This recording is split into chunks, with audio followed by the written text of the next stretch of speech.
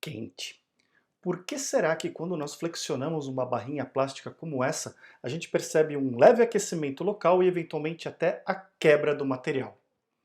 Fica comigo para descobrir nesse vídeo.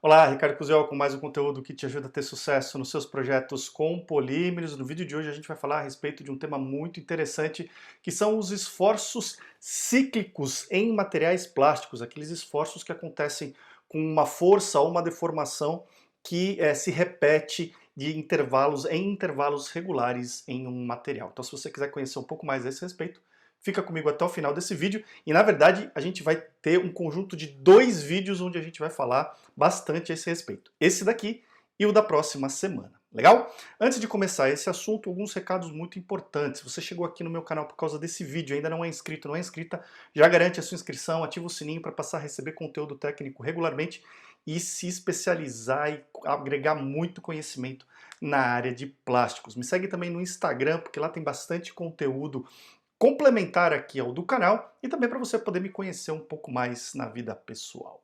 Além disso, tem toda uma série de links aqui na descrição desse vídeo para você aumentar ainda mais o seu conhecimento com cursos online, e-books, enfim, uma série de recursos para você expandir ainda mais o seu conhecimento na área de plásticos. E finalmente, se você quiser ver o seu produto ou serviço para a área de plásticos anunciado aqui no meu canal, entre em contato nos links que estão aqui na descrição desse vídeo comigo e com a minha equipe, para a gente poder bater um papo e ver as possibilidades de divulgação. Legal? Muito bem. Então vamos entrar no tema do nosso vídeo. Como sempre, tem um PDF que está aí na tela e você vai poder baixar. E esse aqui a gente vai falar sobre esforços cíclicos em polímeros. Como eu te falei, esse vai ser a primeira parte de 2 vídeos. O próximo vídeo sai na semana que vem, onde a gente vai explorar um pouco esses esforços cíclicos em polímeros, quais são as respostas de interesse que a gente tem com esses esforços, tá certo? Então vamos lá, vamos primeiro entender o que são esforços cíclicos em polímeros. Imagina que você tem aqui então uma barra de um material que está presa em um anteparo, e aí você vai pegar essa barra de material, vai segurar ela numa extremidade e vai exercer um esforço de subir e descer em intervalos regulares. Exatamente o que a gente fez aqui com a nossa barrinha plástica, tá? Então, esse é um exemplo de um esforço cíclico. A gente está deformando o material num sentido, está deformando no outro sentido, e a gente repete esse ciclo várias e várias vezes em intervalos razoavelmente regulares. Esse é um exemplo de um esforço cíclico, tá? E por que eles são importantes? Eles são importantes porque muitas aplicações do nosso dia a dia estão sujeitas a esforços cíclicos, esforços que vão se repetindo, então forças que vão ser aplicadas nas peças ou deformações que vão ser aplicadas nas peças em intervalos regulares, e os materiais precisam então ser modelados, precisam ser construídos de forma a suportar esses esforços, e a gente vai ter toda uma série de caracterizações que nos ajuda a entender o comportamento de materiais frente a esses esforços. Tá? A fadiga é um exemplo, mas nesse vídeo aqui a gente vai falar de uma forma um pouco mais geral sobre o que são esses esforços e quais os resultados que a gente pode obter quando analisa os materiais frente a eles. Tá certo? Então vamos lá. Primeiro, é importante a gente ver como é que a gente pode representar um esforço cíclico. E aqui eu quero trazer para você uma breve recordação dos tempos de colégio. A melhor forma da gente representar um esforço cíclico é através de um gráfico senoidal. Se você se lembrar, o gráfico da função seno, né, o seno de x, ele é um gráfico que parece uma cobrinha. Vou colocar uma foto dele aqui, olha aqui. Tá? Esse é o gráfico típico do seno de um ângulo qualquer que a gente pode medir. Então, a função seno de x tem um gráfico que parece com isso que a gente está vendo.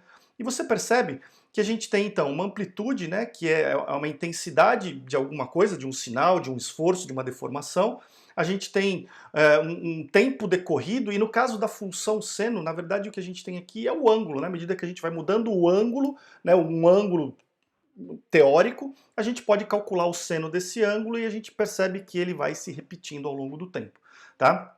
Mas por que isso é interessante? Porque a gente pode aproximar isso de fenômenos cíclicos físicos, né? À medida que a gente tem um fenômeno que se repete, a gente tem, então, para amplitude, a gente tem a intensidade desse fenômeno, de uma deformação ou de uma força aplicada, a direção em que ela está sendo aplicada, então aqui é numa direção, para cima, por exemplo, e aqui é em outra direção, né? Para baixo, por exemplo, então, para cima e para baixo, a gente tem a duração desse período, a frequência com que isso acontece, né? Então, uma, duas, três, cada vez que a gente volta para o mesmo ponto, a gente tem uma frequência, tá? E a gente tem aqui o transcorrer do tempo, tá? É óbvio que para fenômenos físicos a gente sempre vai falar em tempo, mas como a função seno, a função teórica, ela é calculada em função de um ângulo, essa divisão de tempo ela pode ser correlacionada com um ângulo, né? Então a gente pode pensar como se fosse uma função seno teórica, mesmo para um fenômeno físico real. Então,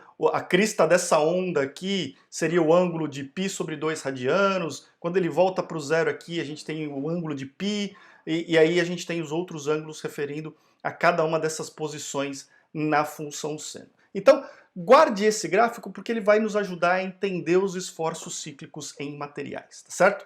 Vamos lá, é assim que a gente vai representar esses esforços. Agora, um outro conceito que é muito importante a gente lembrar. Os materiais plásticos são materiais chamados viscoelásticos. Eles têm um comportamento que nós damos o nome de viscoelásticos. E por que que isso acontece? Imagina um material totalmente elástico, como esse elástico de cabelo que eu tenho aqui. Se você exercer um esforço, ele tende a deformar de forma bastante proporcional ao esforço e à deformação que eu estou aplicando aqui, né? Então a força que eu vou aplicar aqui é proporcional, perfeitamente proporcional à deformação que eu aplico nesse objeto. E ele tem uma resposta bastante imediata, bastante rápida. Esse é um material dito elástico, tá? Pelo menos para efeitos de comparação, fica fácil da gente entender. E a gente representa esses materiais como uma molinha, né? Então, um material que seria perfeitamente elástico, aquele material que é totalmente proporcional, é representado dessa forma aqui. Os plásticos não têm esse comportamento. Agora, existem os materiais 100% viscosos, aqueles materiais em que a gente aplica um esforço e ele demora para responder, ele tem um atraso para responder. O exemplo mais típico que a gente tem são os amortecedores, que tem um fluido ali dentro, né, um óleo hidráulico, ou o próprio ar, que vão fazer esse amortecimento do esforço da deformação. E esses são os materiais 100% viscosos. Os plásticos também não são assim. Na verdade, os materiais plásticos são uma conjunção, e aqui de forma bem simplificada, se você quiser, depois a gente pode fazer um vídeo bem mais completo a respeito de viscoelasticidade, mas os materiais plásticos têm uma resposta que é conjunta. Eles têm um componente que é elástico, que responde exatamente no mesmo momento e com a mesma proporcionalidade ao esforço, mas tem um outro componente que é um amortecimento em função de um rearranjo molecular, bem a nível molecular, que vai acontecendo à medida que a gente exerce um esforço. Então, à medida que eu exerço um esforço nesse material aqui, tem um componente elástico nesse material, molecularmente nesse material, mas tem um componente viscoso, que as moléculas vão levar um tempo para se reorganizar e entender que o material foi deformado para essa posição. Tá? Então os materiais plásticos são viscoelásticos. E por que isso é importante? Porque a partir do momento que eu aplico esforços cíclicos em um material viscoelástico, eu vou ter esse gráfico. Aqui é o gráfico da deformação ou da força sendo aplicada. Então é o gráfico da minha mão aplicando esse esforço. A minha mão exerce esse gráfico vermelho que você está vendo aí. Molecularmente, o material ele vai ter duas respostas, uma viscosa e uma elástica. A primeira resposta é a elástica, que é representada por essa cor verde que você está vendo. Ou seja, o material, as moléculas desse material respondem exatamente na mesma fase, ao mesmo tempo em que eu estou aplicando a deformação, elas respondem imediatamente. Então você percebe, tem um pico no meu esforço aqui, tem um pico de resposta aqui embaixo também, tá? Ela pode ser mais ou menos intensa, vai depender do material, vai depender do esforço, mas o que importa é que ela está na mesma fase, ela acontece imediatamente. Mas tem uma outra resposta que vai acontecer sempre a nível molecular, que está defasada. Então eu deformei o material aqui, as moléculas ainda estão levando um certo tempo, lembra que é o tempo, para responder a mesma intensidade. Então ocorreu um esforço aqui, o resultado, molecularmente falando, veio aqui na frente. Correu um esforço aqui, veio um pouquinho mais para frente. Então tem um atraso, tem uma defasagem. E a hora que a gente soma os resultados dessa curva azul com essa curva verde, o que eu tenho é isso. Eu tenho um esforço sendo aplicado, um esforço cíclico sendo aplicado, e o que o material dá como resposta é uma outra curva que está defasada da curva original, da curva de esforço, tá? Agora, lembra, aqui a gente está falando de tempo. Esse esforço, essa resposta, ela vem defasada em um certo tempo, que pode ser milissegundos, mas ela vem defasada em um certo tempo. Como a gente pode associar isso daqui, ou correlacionar isso daqui com a curva senoidal, que trata de ângulos? Essa defasagem do topo dessa curva para o topo dessa curva, eu vou atribuir a um ângulo que eu vou chamar de ângulo delta. E se é um ângulo, eu posso calcular senos e cossenos, e aí eu posso fazer uma série de análises com essas curvas, ou seja, a curva do esforço que eu apliquei no material e do esforço que ele me deu como resposta, que esse material me deu como resposta. E aí o que acontece? Eu posso calcular a deformação desse material, e não se preocupe agora com essa montoeira de cálculos aqui, é só para você ver que a gente consegue calcular a deformação em qualquer momento do tempo, em função da deformação máxima, a deformação máxima que eu vou impor ao material, e do seno, da frequência, né, quantas vezes eu faço essa deformação por segundo, e do tempo. Então, em qualquer instante de tempo, eu consigo calcular aonde que a minha barrinha está. Eu consigo calcular a tensão gerada no material em função dessa deformação. Vou calcular essa tensão em função da tensão máxima e do seno da frequência vezes o tempo, mais aquele ângulo de defasagem. A partir do momento que eu tenho esse ângulo de defasagem, a gente consegue calcular a tensão, tá? E aí, se você conhece um pouco de matemática e lembra um pouco de matemática, quando eu tenho o seno de uma soma de dois fatores, eu consigo expandir essa conta aqui, essa fórmula. Eu tenho isso aqui bem grandão, eu não vou entrar em detalhes de como a gente chegou, mas é isso que acontece.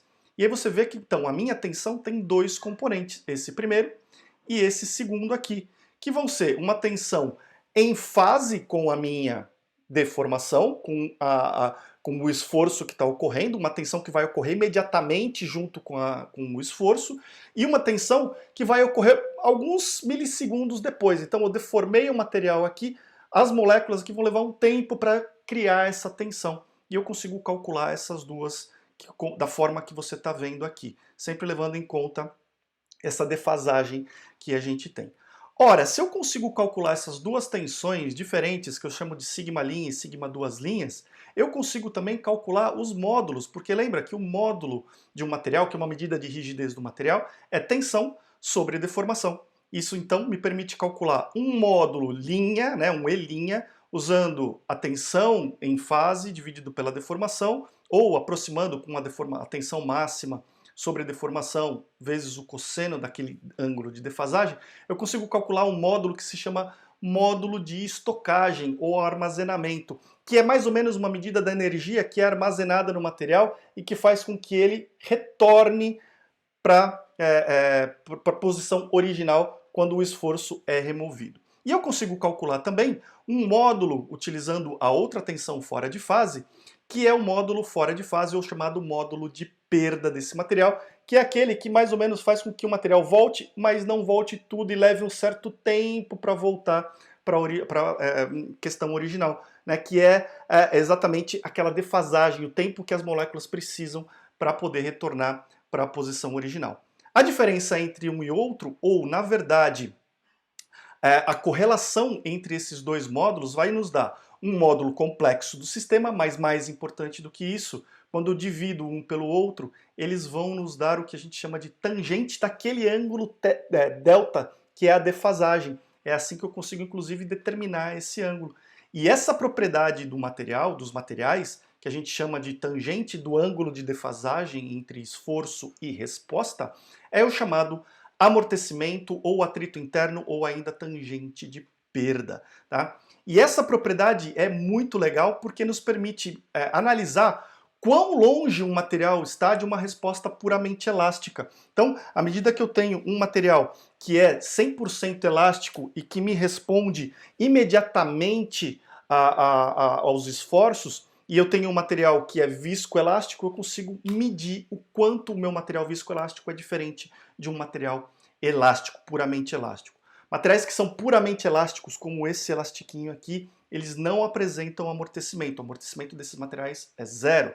Materiais puramente viscosos têm um amortecimento infinito, porque a partir que eu aplico uma tensão nesse material, ele está sempre se deformando em defasagem com a aplicação desse esforço. Agora, quanto maior o amortecimento de um determinado material, significa que mais ele dissipa a energia que deveria ser usada para fazer ele voltar à posição original na forma de calor. E é por isso que a gente, quando exerce esforços cíclicos em um material plástico, é por isso que quando a gente faz esse esforço nesse palitinho aqui, a gente percebe um leve aquecimento, porque a gente tem a dissipação de energia em função do módulo de perda desse material. E aí, eventualmente, esse material vai se quebrar por ação mecânica, obviamente, a gente está alongando as moléculas aqui, gerando um alongamento, um estreitamento desse material, mas também pelo aumento da temperatura que vai fazer com que esse processo seja acelerado e, eventualmente, isso aqui até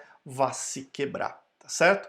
Então, esse é o conteúdo que eu queria passar para você hoje. Espero que você tenha gostado desse conteúdo. Vou deixar uma bibliografia para você se aprofundar um pouco mais nesse tema. E eu quero saber muito como você aproveitou esse conteúdo de hoje. Me deixa um recado, me manda uma mensagem, deixa um comentário aqui no vídeo para eu saber como esse conteúdo te ajudou e me fala a respeito de outros temas que sejam do seu interesse para eu criar vídeos e artigos como esse. Na semana que vem, nós vamos falar de uma aplicação muito interessante desse conceito de amortecimento, de esforços cíclicos e como a gente pode usá-los para caracterizar os materiais e fazer algumas análises bem interessantes.